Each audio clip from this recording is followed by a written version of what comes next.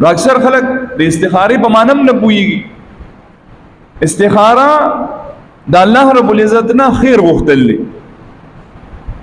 او بعض خلک دا وایي چې یاره بھائی د استخاره د پاره بیا داسې وکي چې بیا به سم لې او د بشي نو په خوب کې به درته بیا راشي.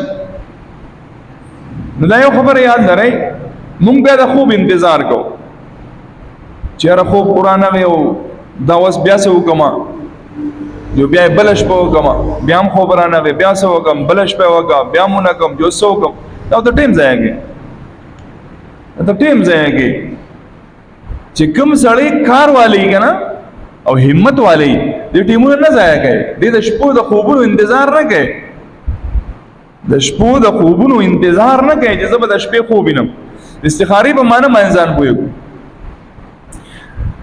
استخاره اصل کې دعا ده چې اے الله زه دا کم کار کوما نو ته ماته به دې کې خیر واچې. ٹھیک شو. اوس بعض اوقات الله رب العزت داسې وکي چې دا سیس کله ناکله تا ته په خوب کې وښی چې او ستا په دې کې خیر دی، کله درته د هغې هغه شر وښی په خوب کې چې او دا پکې شر دی. خو که مثال په طور باندې دواړه ونه شو، نه خیر دی ولیدو نه دی شر ولیدو، نو بیا د زړه میلان ته وګوره چې ستا د زړه کم طرف ته مایله دی.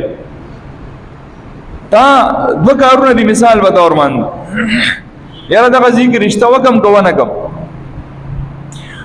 نو تا استخاره وکړه، د استخارې نه بعد ستا د زړه دې طرف ته مایل دی چې رشته وکم، نو بس بیا رشته وکړه.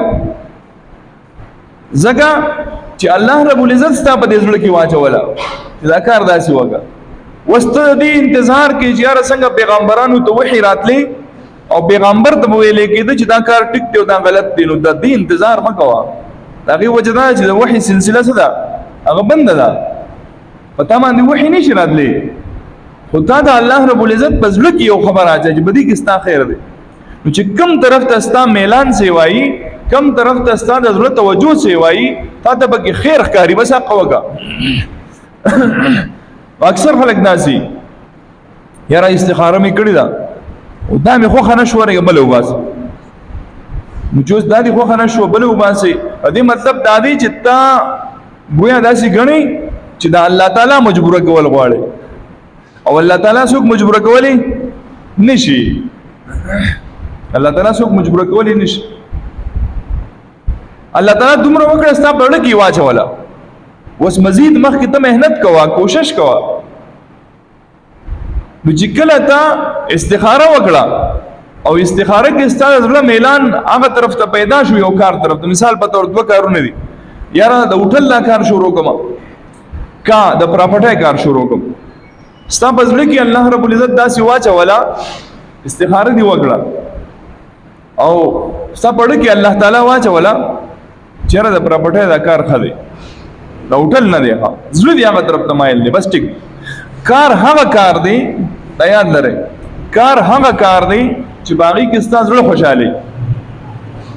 هر یو کار چې ته کوې چې ستا زړه پکې خوشحاله و، نو دغه کار به ته ښکلی کې ښایسته به یې کې. او چې کله پکې ستا زړه تنګ دی نو ته هغه کار نه شې کولی.